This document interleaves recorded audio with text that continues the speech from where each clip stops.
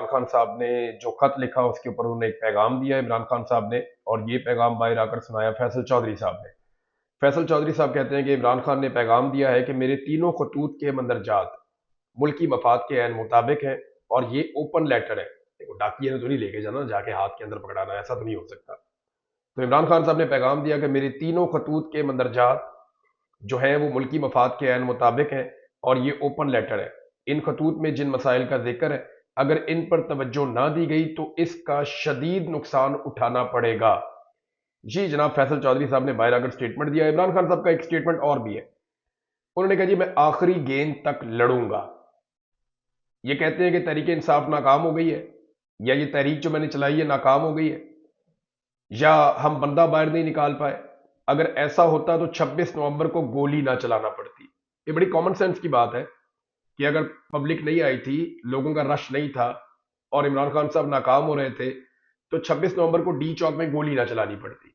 اب یہ گولی تبھی چلانی پڑی جب انہیں نظر آ گیا کہ بہت بڑی تعداد میں لوگ پہنچ گئے ہیں، اور پیچھے سے مزید قافلے اور کمک آ رہی ہے، اور انہیں اس بات کا ڈر تھا کہ اگر یہ لوگ بیٹھ گئے ڈی چوک میں تو پھر ایک دو دن کے اندر پنجاب بھی نکل آئے گا، اور راولپنڈی بھی نکل آئے گا، اور سندھ بھی نکل آئے گا، بلوچستان بھی نکل آئے گا، کیونکہ اس بات کا سب کو آئیڈیا ہے کہ ایک چیز ٹریگر ہوگی تو پورا ملک اس وقت بارود بنا ہوا ہے پاکستان کی حکومت اور اسٹیبلشمنٹ کے لیے۔ دیکھیں ہمیں یہ بات سمجھنی پڑے گی اتنے ڈرے ہوئے کیوں ہیں۔ گولی چلانے کی کوئی چھوٹی موٹی وجہ تو ہو نہیں سکتی۔ سب کو اس بات کا آئیڈیا تھا کہ اگر ڈی چوک کے اوپر پاکستان تحریک انصاف بیٹھ گئی اور اسلام آباد میں احتجاج شروع ہو گیا تو یہ احتجاج پورے پاکستان میں پھیلے گا۔ خیبر پختونخوا سے جو لوگ نہیں نکلے وہ بہت بڑی تعداد میں نکلیں گے دوبارہ، اور وہ اسلام آباد کی طرف مارچ کریں گے۔ ایک آدھے دن میں راولپنڈی کے لوگ تازہ دم ہو کر نکلیں گے، اسلام آباد کے شہری باہر آ جائیں گے، اور پھر کنٹرول چلا جائے گا۔ اپر پنجاب کے لوگ اسلام آباد پہنچنا شروع کریں گے، پولیس کا کنٹرول آہستہ آہستہ ختم ہونا شروع ہو جائے گا، اور پھر پورے پنجاب سے، بلوچستان سے، سندھ سے بھی یہ تحریک چلے گی۔ اور آزاد کشمیر میں جو حالات ہیں وہ آپ پہلے ہی جانتے ہیں۔ تو ان ساری چیزوں کو جب پلس اور مائنس انہوں نے کیا تو انہیں آئیڈیا ہو گیا تھا حکومت کو، پورے نظام کو، کہ اگر اس وقت عمران خان صاحب کے لوگوں کو نہ روکا تو یہ تحریک وہاں تک چلی جائے گی کہ پھر اس کو قابو کرنا مشکل ہو جائے گا۔ لہذا پھر لائٹیں بند کی گئیں، اور پاکستان تحریک انصاف کے کچھ لوگوں کو پہلے سے پتا تھا، وہ پہلے ہی نکل لیے۔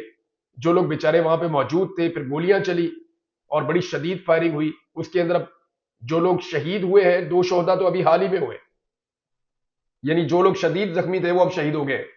ایک نوجوان کے بارے میں نے آپ کو ایک دن پہلے خبر دی ہے کہ وہ اب شہید ہوا، مردان کا نوجوان۔ اس سے پہلے ایک اور اٹک کے جو ہے وہ عمران خان صاحب کے ساتھی تھے، وہ بھی شہید ہو گئے، اور اسی طرح جو ہے وہ 12 شہداء جو ہے وہ پہلے دن ان کی لاشیں گئی ہیں۔ تو اس طرح جو ہے وہ اب تک کی اطلاع کے مطابق 14-15 لوگ شہید ہو گئے ہیں۔ لیکن عمران خان صاحب خط پہ بات کر رہے تھے، پہلے ادھر آ جاتے ہیں، تو وہ گولی چلانی پڑی عمران خان صاحب نے کہا، اور یہ اس بات کی گواہی ہے کہ ہم کامیاب ہو رہے تھے، اور اسی لیے اس حکومت نے، ریاست نے گولی چلائی ہے۔ حبیب اکرم صاحب نے ایک بڑا باریک نقطہ اٹھایا، بات ان کی بالکل ٹھیک ہے۔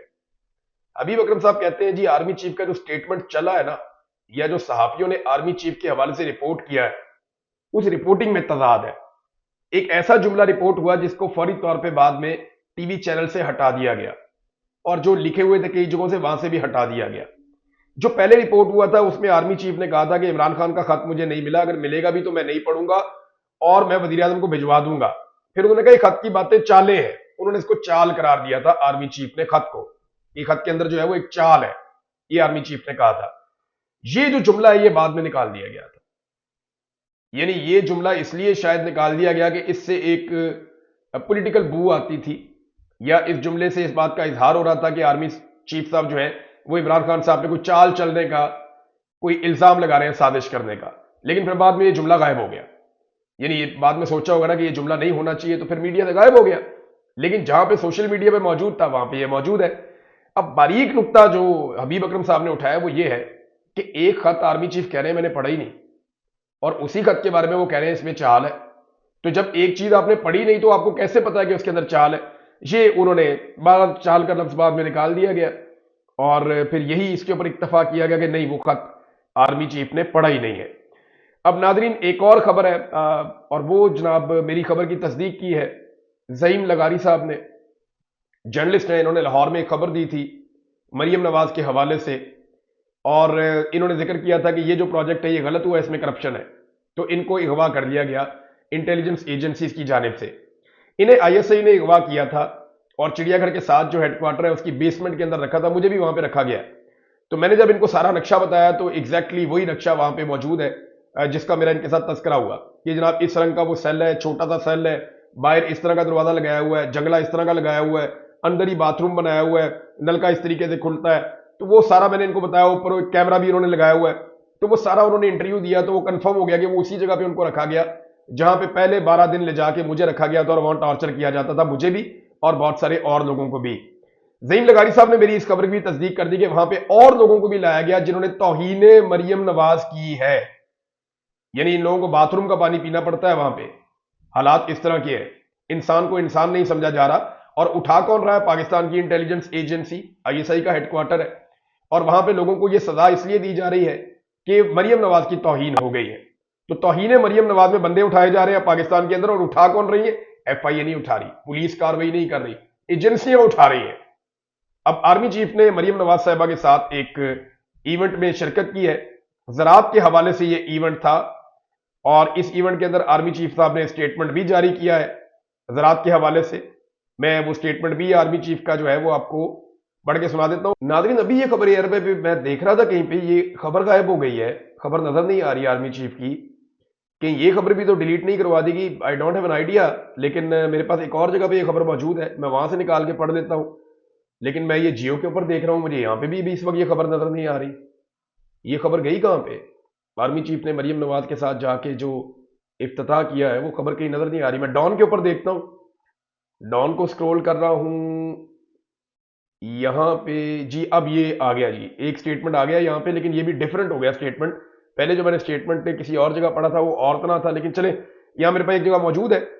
اور پنجاب پاکستان کا زرعی پاور ہاؤس بن گیا ہے. جدید زراعت میں صوبہ پنجاب کا قائدانہ کردار قابل تحسین ہے. Army chief general Asim Munir. اب میرا سوال یہ ہے کہ کیا دنیا کے باقی ملکوں کے آرمی چیف بھی یہی کام کرتے ہیں زراعت کے اوپر, معیشت کے اوپر؟ یہ شہریار افریدی صاحب نے بھی سوال اٹھایا تھا, باقی سب لوگ بھی پوچھتے ہیں کیا انڈین آرمی چیف بھی زراعت کے لیے کام کرتا ہے؟ کیا بنگلہ دیش کا آرمی چیف بھی زراعت کے لیے کام کرتا ہے؟ کیا ایران کا آرمی چیف بھی زراعت کے لیے کام کرتا ہے؟ کیا یو اے ای کا, برطانیہ کا, امریکہ کا, جرمنی کا, جاپان کا, آسٹریلیا کا, فرانس کا, آرمینیا کا, آذربائیجان کا, جارجیا کا, ان کے آرمی چیف بھی زراعت کے اوپر کام کرتے ہیں یا صرف ہمارے آرمی چیف یہ ایکسٹرا ذمہ داری لیتے ہیں؟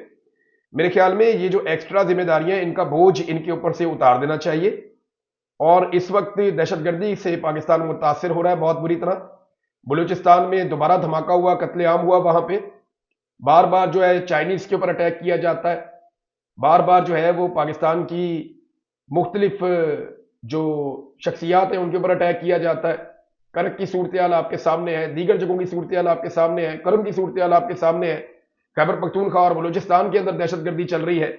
تو ساری توجہ آرمی چیف کی وہاں پہ ہونی چاہیے. یہ چیزیں جو ہیں یہ سویلینز کے کرنے والے کام ہیں, اس کے لیے ایکسپرٹس اور ادارے موجود ہیں, انہیں یہ کام کرنے دینا چاہیے. معیشت جو ہے وہ معیشت دان سنبھالیں گے.